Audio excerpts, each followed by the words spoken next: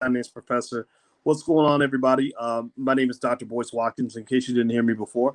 I want to talk about student loans. Student loans are a crisis in this country. Joe Biden is addressing the student loan crisis, and I'm going to break down the details of what Biden is saying about student loans and how Joe Biden can and might actually do some good in this particular area. So buckle up your seatbelt, get ready. We're about to get started on the Black Financial Channel right now.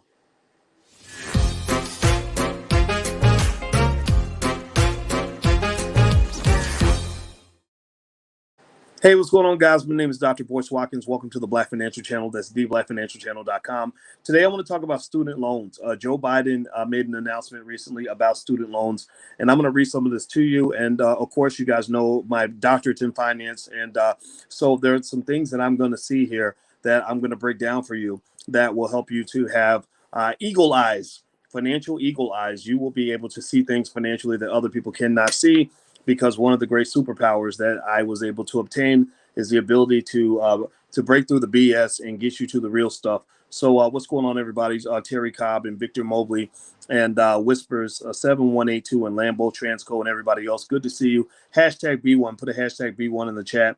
We talk about wealth, black wealth. Black wealth is big for us. We have solved the black wealth equation. We know exactly what it takes to get rid of the racial wealth gap. It's very easy to get rid of, but we don't know how to do it on a national level. But I can definitely tell you how to do it on a family level. So let's talk about student loans. So here's the deal. Paris says I owe $110,000 in student loans. God help me. Well, I'm not God, but I can help you. So let's see what's going on here. All right. So with student loans, here's the deal. So Joe Biden, one of the big issues that he's been asked to address as president that is really kind of bipartisan, it's kind of big and out there, is this student loan debt crisis. American students, American former college students owe about $1.7 trillion in student loan debt. That's the next big economic crisis in this country. That's one of the next big bubbles that exists in this country. A lot of this occurred because as American worker wages were not going up, the cost of university attendance was going up. It was going up faster than the rate of inflation.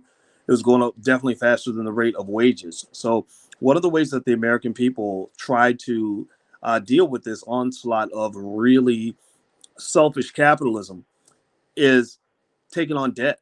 So much debt was taken on just to go to college. A lot of people are taking on debt just to survive, especially now during the pandemic. So student loan debt has been a thorn in the side even before the pandemic began. Since the pandemic began, President Donald Trump actually paused student loan payments, which was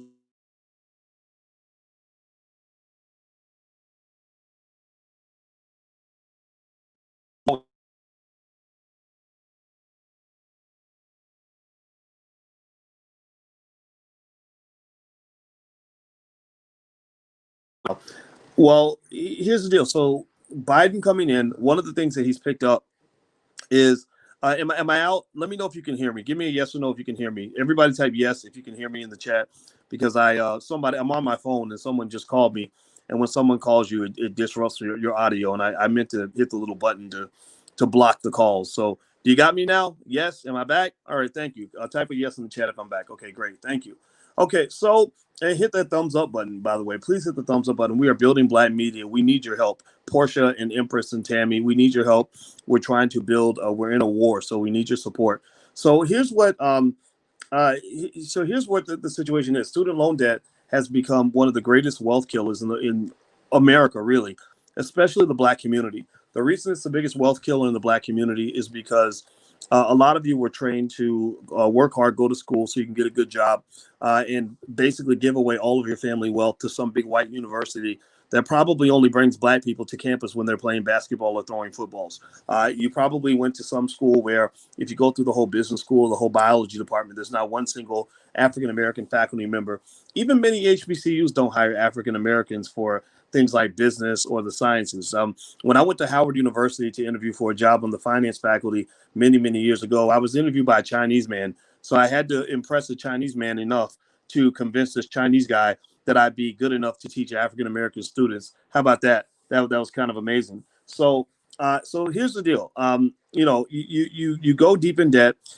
Half of all black college graduates default on their student loans. This is your talented 10th. These are the people that you were hoping would help you close the racial wealth gap, but they can't. It's almost like having your best player on your team that's injured. It's like taking LeBron James and putting him on the court with one leg. So basically, you're a black elite. You know, the black folks that went to college ended up basically in so much debt that they can't get out of the debt, and many of them were defaulting on the student loans. So when you default on the student loans, what happens is that the implications are far deeper than just not being able to pay the debt. It's almost like the worst versions of catching the virus. You know, catching the virus and overcoming it is one thing, but then sometimes you can have long-term health problems as a result of the fact that you got so sick. So the fact that you got so financially sick and couldn't pay your student loans means that now your credit is bad. Well, now that your credit is bad, not only has this affected the moves that you've made to this point and the money that you have to this point, it's also affecting the moves that you can make in the future. It's crippled you for life. Do you get what I'm saying? Give me a yes or no if you understand what I'm talking about. So debt is a wonderful thing when it's used properly. It's a terrible thing when it's used improperly. Student loan debt is a highly improper way to use debt when it's used in excess. So the interesting thing about Joe Biden is what Joe Biden is referring to, what he's talking about now, is something that, at least on the surface, does not appear to be truly transformative on the student loan front. They're talking about taking away about $10,000 in student loan debt. $10,000 in student loan debt. So I want to ask you a question. Give me a yes or no. Yes or no. How many of you have more than $10,000 in student loans? Give me a yes. Yes or no. How many of you have more than $10,000 in student loans? Yes or no. I'd like to know. Because most college students I know, especially those who graduated from places like Syracuse University, where it costs about $72,000 a year to attend that school now, which, by the way, is incredibly way too much to spend on a college degree. I'd rather spend time putting my child through an entrepreneurship program so they can learn to start a business and get cash flow, or teach them how to buy real estate so they can own property and get cash flow, or teach them how to go buy stocks and bonds so they can actually have assets and cash flow. I'd rather teach them that than have them go spend $72,000 a year to go learn liberal arts. I'm sorry. I know learning Shakespeare is very exciting and makes you feel good, but and I've been a college professor for many years, so I'm the first person to tell you that education is valuable. But I'm also the first person to tell you that most of what you get on a college campus in terms of education, much of that you can actually get on the internet. The only thing you can't get on the internet that you can actually get, that you could get on the campus, is professional licenses, professional degrees. So if you want to be a dentist, or you want to be a licensed social worker, or you want to have some sort of, or you want to get a legal license, you have to go to college for that, for sure. But if you're talking about going to school to study Old English literature so you can get a degree, you know, in writing, and and have $200,000 in debt because you learned, you know, English literature, I don't know if that's a good investment. I just don't. I'm not saying that it's stupid. I'm not saying you're a bad person. I'm just saying that it's going to be hard to overcome that hurdle, because one of the fundamental rules of debt, and when it comes to money, one of the most fundamental rules of debt is that the income generated from that debt should exceed the amount of debt that you take on. That the amount of money that you make from the debt should be higher in what they call a present value model. I'm not going to talk about that. If you want to learn more about that, we talk about that in the Black Business School. But basically, when you do mathematical calculations, the amount that you earn should exceed what you borrow. So debt is a wonderful thing, if on one condition. There's one condition in which debt is good. That is when debt is making you money, when debt is elevating you to a better economic position. Many Black students are not elevated to a better economic position because they took on the debt. Let me tell you why the debt did not work for you. Hit the thumbs up button. Please hit the thumbs up, share, subscribe button. The reason the debt does not work for you as a Black person is because the wages of workers have remained stagnant while the cost of tuition has gone up. Follow my words. Read the words that are coming out of my mouth. The cost of tuition has gone up while wages for pretty much all workers, even those with college degrees, have not gone up very much at all. Now, the money that's being made by entrepreneurs has skyrocketed. The money being made by people that own stocks and bonds skyrocketed. The money made by people who own real estate skyrocketed. That's what they call asset inflation. So the value of stocks and bonds in real estate has gone up in conjunction with the cost of tuition. But what has not gone up is that paycheck that you're going to get from that little job that you got, that you borrowed $200,000 for in order to get that job. So when you were sent to a big white university so that you could go deep in debt to get a job working for another white person when you finish that university, so you can drive a nice car and live in a nice neighborhood and say, look, mama, I made it because I went to Harvard, you are engaging in what I consider to be one of the most epic racial wealth transfers in history, but it's not even just racial. It's really a transfer from to the rich from everybody else. And when I mean the rich, I'm talking about not so much rich in terms of assets. I'm talking about rich in terms of actions. The transfer of wealth goes from the worker to those who own assets, from the renter to the landlord, from the consumer to the producer. So when you go to college and you go deep in debt to get that college degree, that with an amount of debt that you can never repay, that you're going to die in debt. Kevin Samuels was over there talking about people dying alone. I don't know if I can tell you if you're going to die alone, but I can tell you a whole lot of folks are going to die in debt. A whole lot of folks are going to die in debt. So all that debt that you took on, that was a wealth transfer, because the universities are getting over like Pablo Escobar. If you have a big university in your city, chances are that they are in some black neighborhood. They're gentrifying that neighborhood. They have removed all the black folks, put up a Starbucks and a Whole Foods, and bought up all the land, bought up entire city blocks at a time, because the land is so cheap, because they've got all the cash, right? So the universities are winning. The landlords, because of asset inflation, real estate going up, they are winning. People who own businesses are winning. People who own stocks and bonds are winning. A lot of you in here own stocks and bonds because you've been listening to me for a while. You know I'm big on the stock market, and so I congratulate you if you're in that category, because you have officially leapt the fence. You have officially broken a generational curse that would probably have haunted your family for another 100 years had you and I not had a good conversation, and had you not had the courage to engage in action that makes you a little bit different from the average Negro. You're not different. You're not like everybody else. You are different. You're better. You're special. You're smarter. You're more capable, and that's why I respect you. Hit the thumbs up button. Please hit the thumbs up, share, and subscribe button if you haven't done it yet. Let's finish talking about Joe Biden and student loans. I want to break this down. And also, just as a reminder, you guys, we actually have a business school for children. It's at blackmillionairesoftomorrow.com. If you want your kids to get ahead of the curve, we have a university called the Black Business School that is Black owned. It's worldwide. We have 130,000 students all around the globe, and we teach better than any university out here. And we also teach our kids to invest at the age of 6. We have different philosophies. Our philosophy is that if Black children learn how to invest at the age of 6, Black children will be the greatest wealth builders on the entire planet. So let me lay down a couple things about Joe Biden and student loans. Well, the first thing is that it's a good thing. The good thing for Black people about Joe Biden addressing student loans is that Black people are hit harder by student loans than everybody else. The most Black students that start college, at least half of them never graduate. But even when they don't graduate, they still walk away with student loans. Give me a yes or no if you know somebody who went to college for a year or two. Maybe it's you. It's okay. No shame in your game. That's okay. But give me a yes or no if you know somebody who went to college for a couple years, dropped out, but still had debt. You give me a yes or no if you know anybody like that. I know a lot of people who went to college a semester, maybe 2 semesters. Maybe they got pregnant. Maybe they got the girlfriend pregnant. Maybe they need to quit for a couple semesters so they can get a job. And then next thing you know, they're 40 years old and they can't go back to school. It happens, right? It happens. So half of all Black college graduates never finish school. This is the second statistic I picked up during my 27 years as a college professor.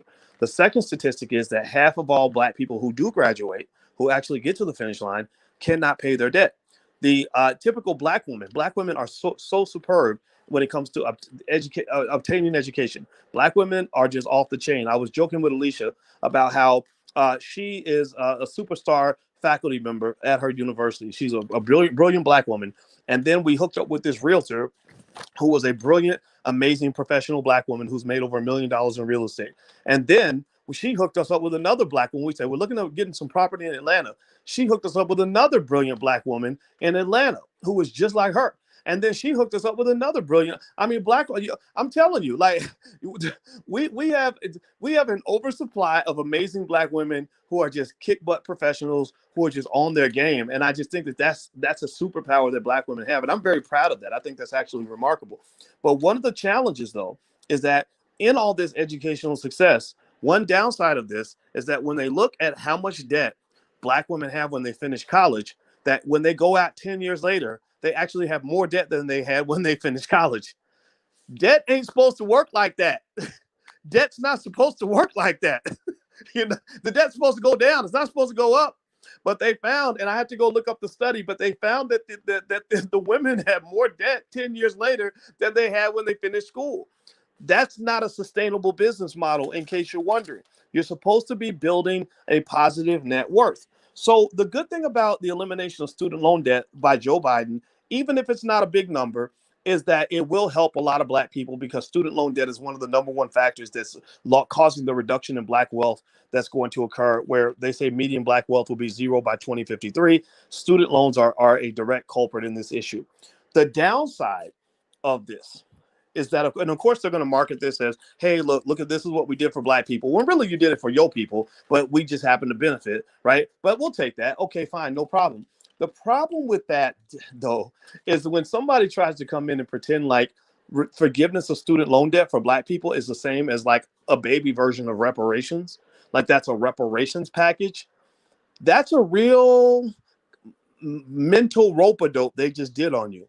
They really kind of they're playing games on you. They're finessing you at that point, as my friend Tarika then she might say. That's a finesse. Let me explain why that's a finesse and why that's a kind of a little tricky falsehood that they're laying on you when they tell you that forgiveness of student loans is a form of reparations. You see, the thing about debt that makes it really funny is that debt is almost like creating fake money. It can be like creating fake money. So let me give you an example. Let's say that there's something that you need, really bad, right? Let's say that I know that your family needs to eat, and because there's no other restaurants around, I got the only restaurant that within a 50-mile radius. And so you come in my restaurant, you say, I really need to eat. And I say, well, how much money you got? And you say, well, I don't have any money. I say, that's cool. We'll put it on your tab, right? And I say, so what do you want to eat? What do you want to eat, Shauna Lee? And Shauna says, I'd like a steak dinner, and I'd like a chicken dinner for my son, and some oatmeal for my husband, right? So let's say that that's what they get, right? So then I tell Shauna, I say, okay, no problem, Shauna, we'll just put it on your tab. Well, the steak dinner is $842. The chicken dinner is $1,447, and the oatmeal is $2,418. Now, let me ask, so your grand total is, I don't know, what is it, $5,000, $6,000. But don't worry, Shauna. I'll put it all on your tab. Just go ahead and sign on the dotted line, right? Do you get what I'm saying? Now let me ask you this. Have I kind of played Shauna a little bit? Did I kind of exploit Shauna and take advantage of her a little bit? What do you think? What do you think? Was that a bad deal or a good deal? Give me a yes or no. What do you think? So then here's what happens. So Shauna says, well, that's too much. I don't want to pay that much. And I say, well, if you want to eat, I mean, we're the only restaurant in town and you have to eat, don't you? And Shauna's like, yeah, okay. And I'm like, yeah, so just sign the paper. Don't worry about it. We'll worry about that later, right? So if Shauna is really hungry, Shauna will go ahead and just sign that piece of paper. So now Shauna owes me $6,000 for a meal that cost me, $8 to make. Do you follow what I'm saying? Tell me if you get my logic here. Tell me if you see where I'm going. Sometimes I get accused of talking over people's heads. I don't want to do that, but I don't want to insult your intelligence either. And I want you to understand the game. I want to try to help you see what I'm seeing. Give me a yes or no if you follow what I'm saying. Right? So then Shauna says, I'm in debt now to Boyce because I can't pay the $6,000 back that he charged us for this meal. It's causing me financial problems. And I have to declare bankruptcy. I don't know what I'm going to do, etc. So let's say that I didn't go to Shauna and I say, you know what, Shauna? I feel your pain, sister. I care about you, sister. So what I'm going to do is I'm going to forgive half of your debt. I'm going to take $3,000 off of your $6,000 debt. So now you'll only owe me $3,000 instead of $6,000. Right. So now the question becomes, did I really do Shauna a favor? Like if I create a financial problem for Shauna and then solve the problem I created, have I really done her a favor or did I do a little rope-a-dope?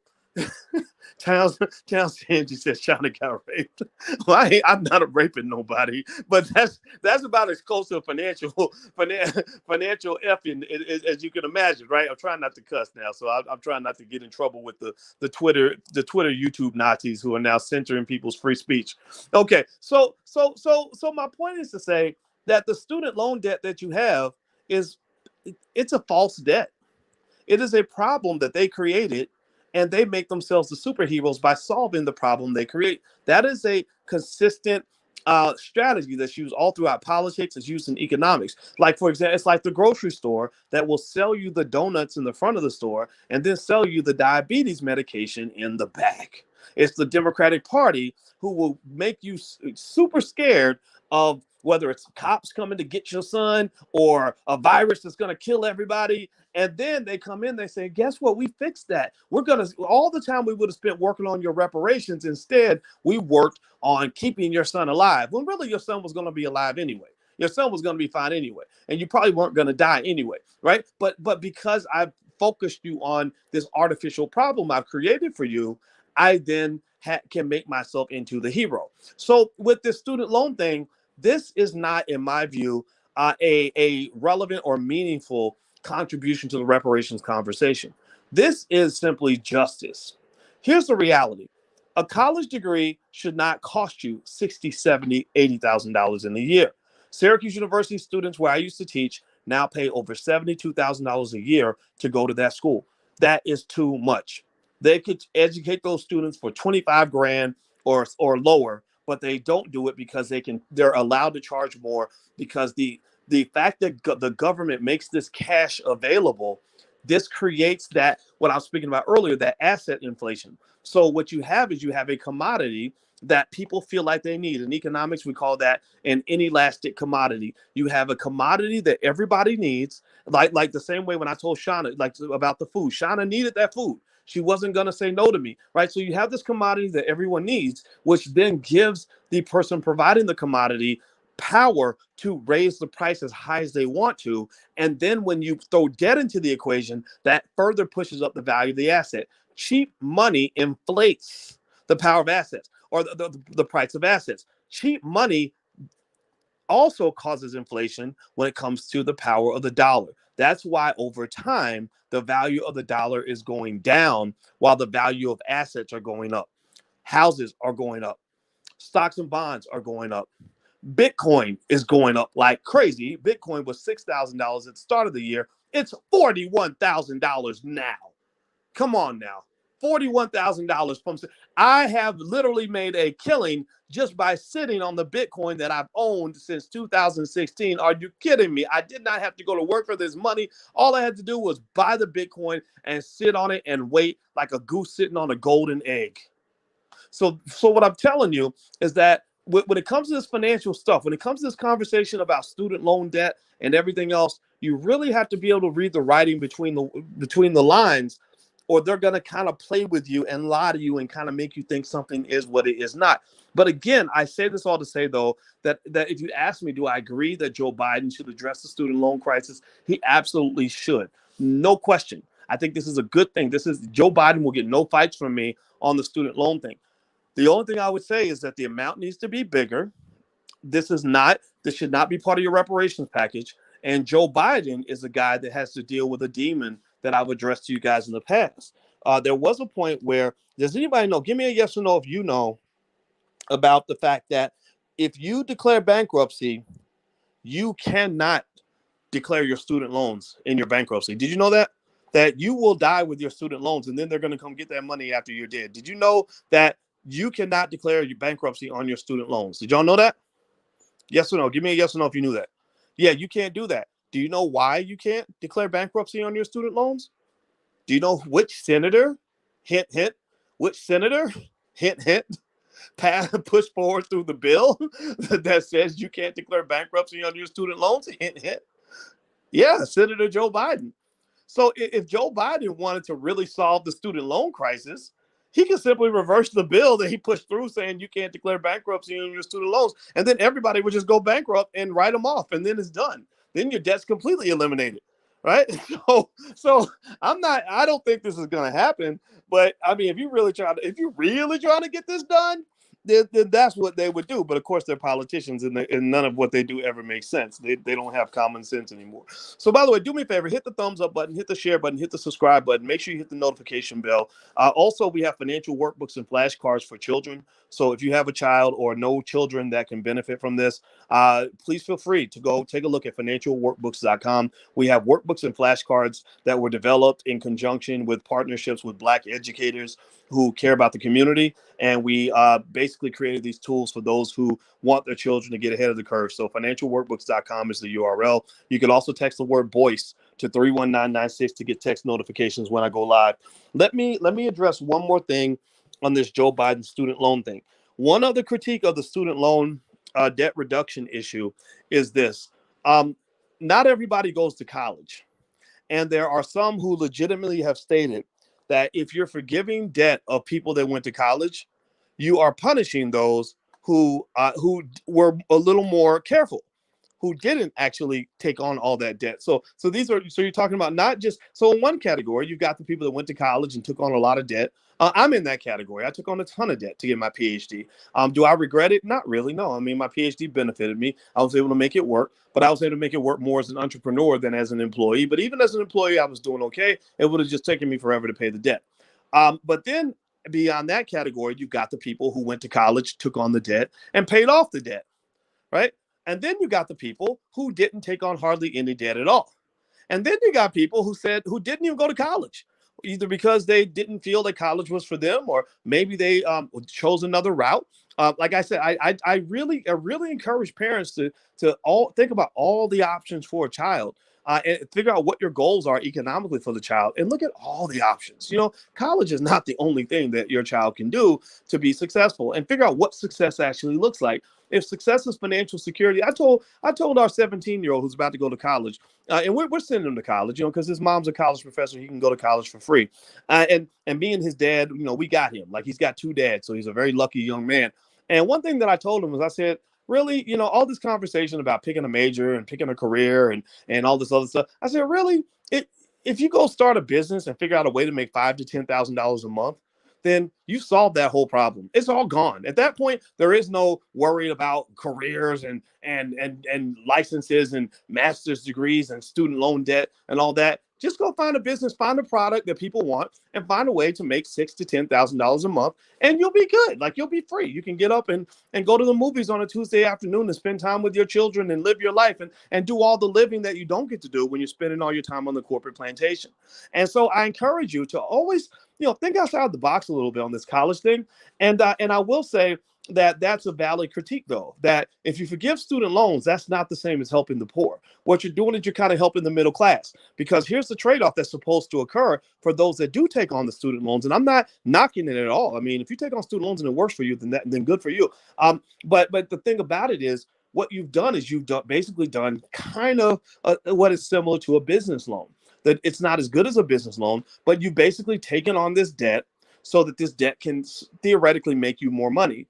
The problem is that you have a lot of people that take on the debt without thinking about how it's going to make them more money. So it's almost like starting a race and not even knowing where the finish line is, or shooting a basketball at a basket and not even opening your eyes to see where the basket is located. So you're just throwing the ball up in the air, hoping that it lands in the basket somewhere. That's not how you play basketball. You got to find the goal and then aim for the goal so you can reach the goal with the ball. Right. So the same thing is true with student loans. I see a lot of people that go to college and they think that because they spent 4 years on a campus, that somehow when they get done, somebody's handed them a piece of paper, that someone's going to hand them a job, paying them more money. And I can tell you, as a business owner who has hired tons and tons and tons of people, I don't even halfway care if you went to college. I don't even halfway ask if you went to college. All I want to know is, can you do your job, and can you help our company move forward from a revenue standpoint? If the answer is yes, you could have a third of a GED. You could have went to school till the 4th grade, and I would not care. So what I really want you to impress upon your children, please have your children listen to this video if they're around, because I think it would benefit them for the rest of their life. Like, literally, they would benefit for the rest of their life from this 10 minutes, 20 minutes, or whatever it takes to get through this last part of this video. Make sure you can always add value. That's it. If you add value to people's lives, then people will pay you to add value. A boss will pay you to add value to his company. A millionaire will pay to add value to a partnership, right? A customer will pay you to add value to their life, and they will buy your product because you're adding value.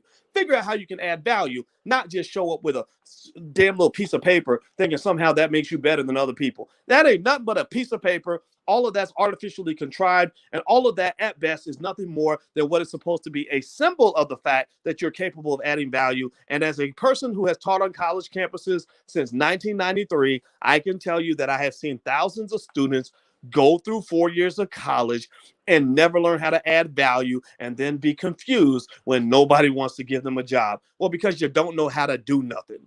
You don't have a tangible skill. Yeah, if I say, well, what are you able to do? They're like, oh, well, I don't know. I got a piece of paper. That piece of paper means nothing without you having some sort of skill and ability to add value. There we go. Does that make sense? Give me a yes or no. I know I got a little bit crazy at the end, but I hope I was making my point. And I got to go. I got work to do. I love you.